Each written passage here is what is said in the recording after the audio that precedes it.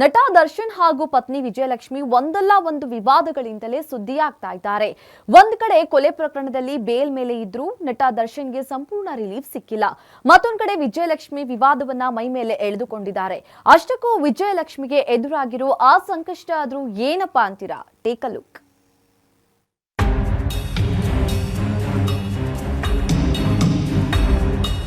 ಇತ್ತೀಚೆಗೆ D boss ಹಾಗೂ ಅವರ ಪತ್ನಿ ಒಂದಲ್ಲ ಒಂದು ವಿಚಾರಕ್ಕೆ ಸುದ್ದಿಯಲ್ಲಿದ್ದಾರೆ.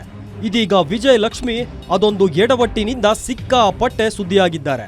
ಬೆಂಗಳೂರಿನ ಹೊಸಕೆರೆಹಳ್ಳಿಯ ತಮ್ಮ ಪ್ರೆಸ್ಟೀಜ್ ಅಪಾರ್ಟ್ಮೆಂಟ್ನಲ್ಲಿ ವಾಸವಾಗಿರೋ ವಿಜಯಲಕ್ಷ್ಮಿಗೆ ಪ್ರಾಬ್ಲಮ್ ಶುರುವಾಗಿದೆ.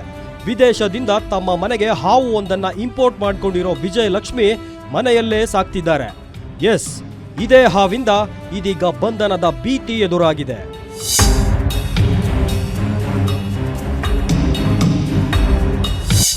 ಎಸ್, ರೂಲ್ಸ್ ಪ್ರಕಾರ ಯಾವುದೇ ಹಾವನ್ನ ಸಾಕುವಂತಿಲ್ಲ. ಆದ್ರೆ ನಟ ದರ್ಶನ್ ಪತ್ನಿ ಇದ್ಯಾವುದನ್ನು ಲೆಕ್ಕಿಸದೆ ತಮ್ಮ ಮನೆಯಲ್ಲಿ ಹಾವನ್ನ ಸಾಕ್ತಿದ್ದು ಕಷ್ಟಕ್ಕೆ ಸಿಲುಕುವಂತೆ ಮಾಡಿದೆ. ಯಾವಾಗ ಈ ಫೋಟೋ ಸೋಷಿಯಲ್ ಮೀಡಿಯಾದಲ್ಲಿ ಹರಿದಾಡ್ತೋ ಅವಾಗ್ಲೇ ನೋಡಿ ವಿಜಯಲಕ್ಷ್ಮಿಗೆ ನಸೀಬು ಕೆಟ್ಟಿದ್ದು.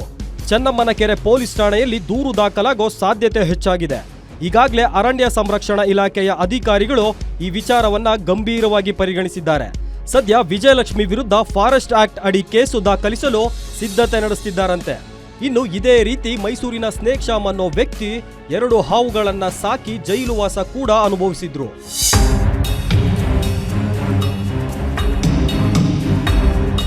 ಸದ್ಯ ವಿಜಯಲಕ್ಷ್ಮಿಗೂ ಕೂಡ ಸಂಕಷ್ಟ ಕಟ್ಟಿಟ್ಟ ಬುತ್ತಿ ಎನ್ನಲಾಗ್ತಿದೆ. ಚನ್ನಮ್ಮನಕೆರೆ ಪೊಲೀಸ್ ಠಾಣೆಯಲ್ಲಿ ದೂರು ದಾಖಲಾಗ್ತಿದ್ದಂತೆ ಅರಣ್ಯ ಅಧಿಕಾರಿಗಳು ವಿಜಯಲಕ್ಷ್ಮಿ ನಿವಾಸಕ್ಕೆ ತೆರಳಿ ತಪಾಸಣೆ ನಡೆಸಲು ಸಿದ್ಧತೆ ಮಾಡಿಕೊಂಡಿದ್ದಾರೆ. ಅದೇನೇ ಹೇಳಿ, ಇರಲಾರದೆ ಇರುವೆ ಬಿಟ್ಕೊಳ್ಳೋದು ಅಂದ್ರೆ ಇದೇ ಇರ್ಬೇಕು ನೋಡಿ. Ajay Gowda, crime bureau, guarantee news.